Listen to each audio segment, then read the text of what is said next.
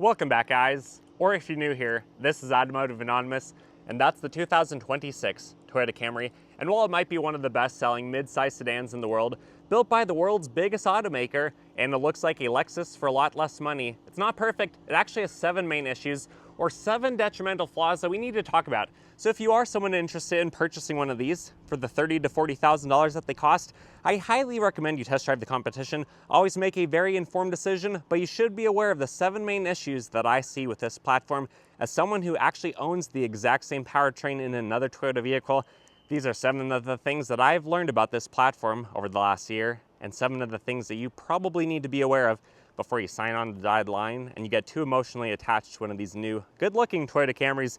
So if you get anything out of this video, please consider liking it. Comment your thoughts and opinions below. Subscribe if you haven't already. Otherwise, huge thanks to Twin Falls Chevy for letting me borrow this slightly used one. I'll link them below. They're in southern Idaho. And huge thanks to our channel sponsor, Lasfit, but more on them in just a few minutes. The first issue with this platform is the fact that these are now only offered as a hybrid. For this new 9th generation that did come out last year for the 2025 model year, you can no longer buy the more affordably priced non-hybrid. Prior to this new generation, all of these had basically the same engine, the A25A. There was an offering, whether it was a hybrid or a non-hybrid. Heck, there was even a V6 for quite a few years. But now the only powertrain that you can get is the hybrid with the ECVT. And I know a lot of people hear CVT and they run away, but this one that uses planetary gears is actually extremely reliable and a lot more simple than some other transmissions. So that is not a concern. This might be the most reliable powertrain that you can currently buy, but it is the only one offered. So although it does get good MPG and the power delivery is actually pretty decent, it is going to be interesting how Toyota handles the sales and if they differ a lot this year or the finalized 2025 year in a couple months when the sales are finalized. Because historically, the Camry sells globally, all over the world, hundreds of thousands of units, but in the United States, we get basically 300,000 units every single year or more. And historically, up until, last year, the hybrids were less than 50,000 units every single year. Some years, they were in the 20s and the 30s. So it is going to be interesting to see if the sales on this new 9th generation Camry fall off, or if it still is a top leader selling over 250,000 units every single year. Personally, I wish we had the option to have a hybrid or non-hybrid. I personally, after owning this hybrid system, would not want a non-hybrid. I think this transmission and powertrain combo is the way to go. It makes more power, it gets better MPG. There's very few trade-offs. Even having the extra weight makes it a more stable vehicle at speed and around corners. But people should have the choice, and you shouldn't be forced to only buy the hybrid if you want the traditional Camry that's been around since 1982, and that's kind of sad that this is now your only option. My second point is a little bit more focused around the transmission. Kind of like how the first point was about the engine and how you don't have an option on which engine you want, whereas before you had 3 options. You had the 4-cylinder non-hybrid, the 4-cylinder hybrid, and the V6. Now you only have this ECVT, and while it is pretty good, you can go around to sport mode, play musical gears with the simulated 6 gears that this offers, and you have paddle shifters on the back to have a little bit more of a sporty driving experience. In addition to the fact that this CVT has a sport mode, I will say after driving it around and having my own exact same powertrain, you really don't notice a huge difference in the drive modes, at least in my opinion, compared to a lot of other vehicles. And having only a CVT and not an 8-speed automatic, not having, say, a manual transmission, which very few vehicles unfortunately do these days, but Toyota still does in some of the configurations of the Tacoma. It is sad that you don't have options. This is, again, the only engine, but also the only transmission that you can have, so you can't have a more engaged driving experience. And without having a tachometer, you basically only know if you're in a charge, eco-ish, or a power, more energy, less efficient, draining mode or mood. You really don't get the same experience as when you had a tachometer and you could see that thing shifting around and playing between the gears. I guess technically you can play, paddle shifter gears, but it's not quite the same, at least in my opinion. My third issue is while this is a good driving vehicle, it's not necessarily the sportiest or the funnest, and I feel like there could be a better version of it. Kind of like the TRD, like a TRD V6 from before, but having a little bit more of a sports tuned suspension. Having a Camry that's not just the part spin regular one, but one that actually has some better DNA from a more high performing car like a Lexus.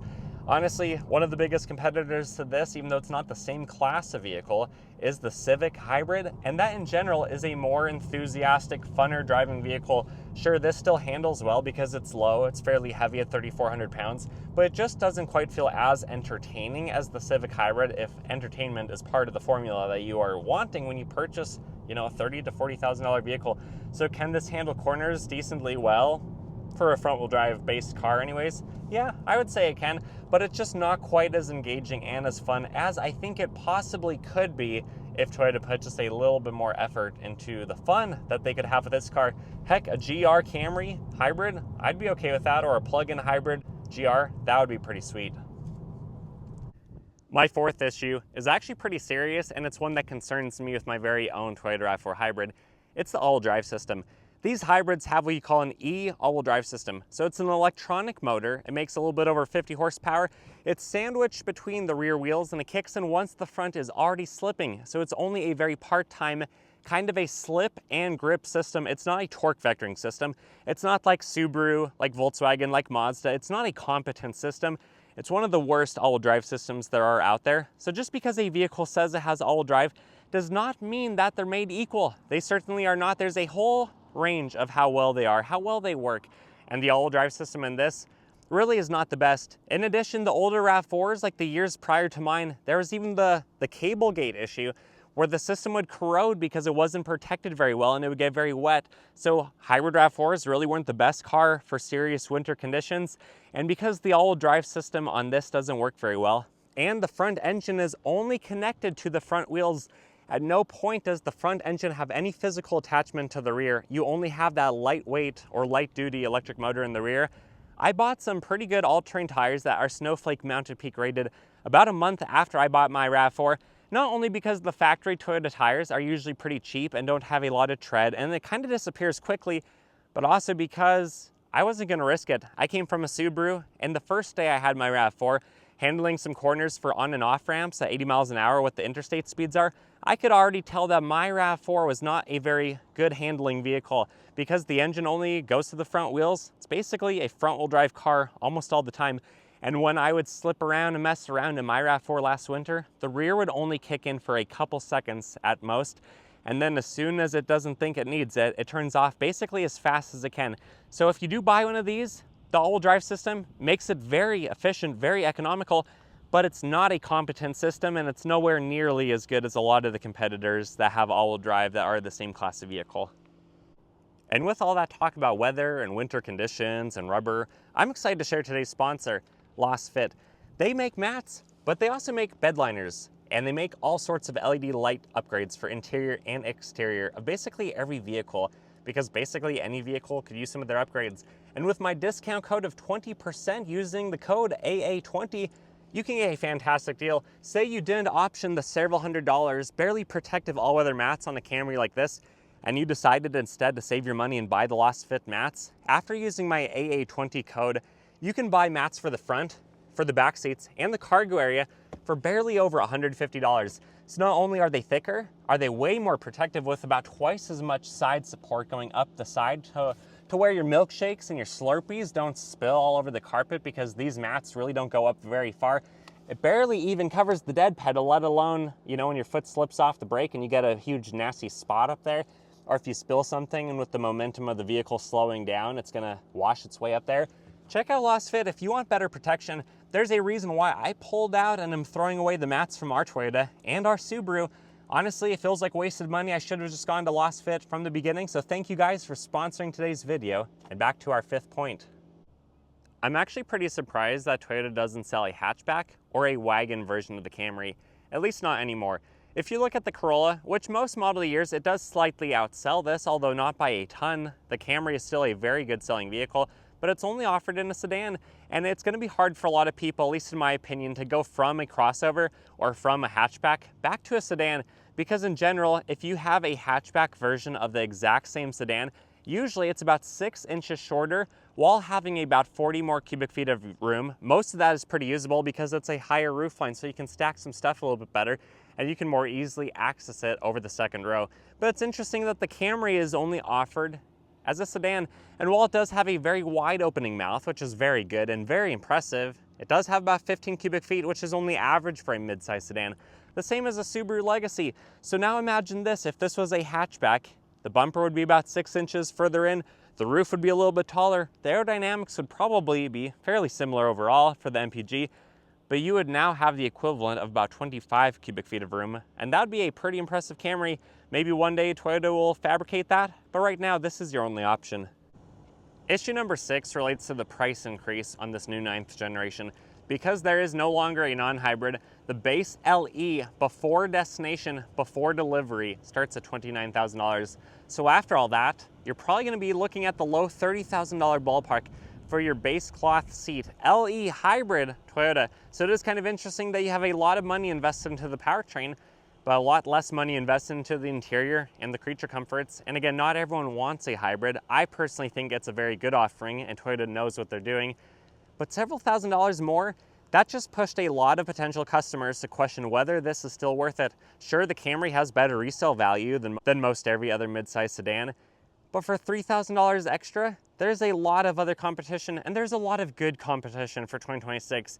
Your options aren't just Toyota and Honda anymore if you want a reliable vehicle. So it is kind of sad that Toyota has maybe overlooked some of their more budget-friendly consumers. And I, again, am really interested to see how these sell for the 2025 and newer model years. Issue number 7 isn't necessarily a flaw of the Camry, but it is an experience that you might have if you purchase one of these. And having to work with Toyota dealers, as I have worked with several Toyota dealerships, and I've worked with a lot of dealerships. I've borrowed hundreds of cars. And in my experience, Toyota in general is the hardest one to work with, especially for what I do, but also as a customer. Their opinion, their perspective is that if you don't buy the car, someone else will. So there's kind of a lineup for the cars, so they're not really incentivized to give you a good deal, especially when a lot of the financial structure for the sales guys, for the financial guys, is to make as much money as they can. And when they usually get a percentage of the sale, the difference between what the dealership paid for the car and what they sell it for, they're really not that inclined to cut you a deal if they think someone else will pay a little bit more later, and then they might get a little bit more money from that deal. And in general, a lot of Toyota dealerships are known for having sales scams and just nonsense dealer add-ons, which in some cases cost up to about 50 times more than the product is actually worth, like having hundreds of dollars for door sill guards. Those cost only a few dollars on Amazon. You can easily install those yourself along the door edge so that if your door swings into another car, it's less likely to move the paint across. Or what about the paint protection? What about all the theft deterrent devices? There's just a lot of add-ons, and some dealerships that I have visited have a standard across the board $1,300 or $1,400 combined total between all of their add-ons, and that's just pretty ridiculous. So these Toyotas might be very good vehicles in general, beyond a lot of the potential concerns I have, but also dealing with the service center, dealing with the salesman, it can be a very tough time. And you might not get the care that you get from other brands, other manufacturers. And at least that's been my experience and what a lot of you guys have told me as well in the comments. So ultimately, I think we all know that the Camry is a good product. It has a very reliable powertrain, but Toyota, for the Camry platform anyways, does not give you very many options. Sure, there's a few different trim levels, quite a few different colors, although a lot of them you do have to pay a little bit more for. But there's only one body style, one powertrain style, one transmission style. There's really not a lot of customization that you can have with your Camry. So the world is going to be just a sea of Camrys, several $100,000 a year. That is if they can keep their sales numbers up now that these are several $1,000s more expensive and that they're hybrids. In my area, I mean, you always see a lot of Camrys, but you don't necessarily see a lot of Camrys compared to other cars or other parts of the country that don't have the winter weathery area. And that's part of the reason because the all-wheel drive system, it's just not as competent. There's no arguing that. It's an electric motor that kicks in once you're already slipping. It's only kicking in for a few seconds at a time because having just over a 1 kilowatt hour battery pack really can't power it for that long anyways, especially at higher speeds. So at high speeds, this is mostly just a front wheel drive car. At high speeds or cold weather, you might not get the same benefit from the hybrid system that you expect. That's something I've noticed in mine. But overall, this is one of the best looking, most reliable new Toyotas that you can currently buy. And there's a lot of reasons to love it, but there is not a single perfect vehicle. They all have pros, they all have cons, and that's why I highly recommend you test drive the competition before you put your $30,000 to $40,000 of hard-worked money into a vehicle like this, or any other vehicle, because again, they all have pros, they all have cons. But if you got anything out of this video today, please consider liking it. Comment your thoughts and opinions below. Do you agree with my list? Do you have a completely different list? I'd love to hear from you. I'd love to connect down in the comments. Huge thanks to Twin Falls Chevy, I'll link them below. And huge thanks to our sponsor, Lasfit. Seriously guys, if you have a truck, if you have a vehicle and you need some better floor mats, check out Lasfit. With code AA20, you get 20% off. And that is seriously a steal of a deal for the quality that you get. I don't know how long beyond this year that code will be worthwhile and how long it'll work for, so get them while you can, because they are seriously a game changer, and I'm so glad that I have them on my cars. Anyways, I wish you guys the best. Hope you take care. See ya.